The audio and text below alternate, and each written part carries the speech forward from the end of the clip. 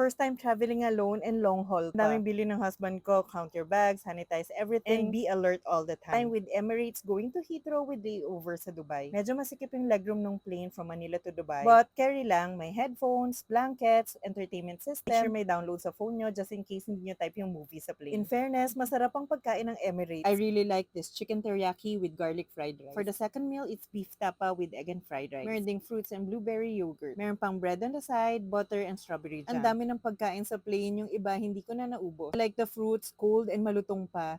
And this blueberry yogurt is my favorite. Finally arrived in Dubai. When you're traveling alone, be mindful lang kung nasang gate yung plane nyo and kung anong time yung boarding. Laging may signs, you just have to follow. Dito sa Dubai, sumakay pa ako ng airport train going to the gate. 4 hours yung layover ko. Marami namang magawa dito. May duty-free, cafes, and maraming restaurants. Kaso super busog pa ako sa plane, so I chose to sleep sa lounge. Buti yung airport dito, merong area where you can rest. Pagkagising ko, I still have time para mag-McDo. Gusto ko lang naman mag-coffee, pero naisip ko nang i-try kung ano yung wala dito sa Pinas. Use my Gcash nga pala, and it worked. Meron silang chicken sausage McMuffin, so I tried it. Iba lang yung color niya, pero yung lasa, almost the same. And finally, boarding time na ng plane to Heathrow. Napansin ko, itong plane going to Heathrow, mas maluwag ang legroom. Ang sarap din nitong beef stroganoff nila, ang lambot ng beef and yung sauces malasa. May vegetables and potatoes, cakes and seeded bread. Merong oat bar, aged cheddar cheese, butter and chocolates. Ang dami, no? Yung mga hindi ko nakain, nilagay ko na lang sa bag ko. I really love this cake. Favorite ko yung mga ganitong white icing. Nag-pass by nga pala yung plane namin sa Alps. I was so happy. This is why I love the window seat. Yun nga lang, ang hirap mag-CR. For the snack, coffee, pizza, and brownie. Not too sweet to I like it. Finally arrived sa UK.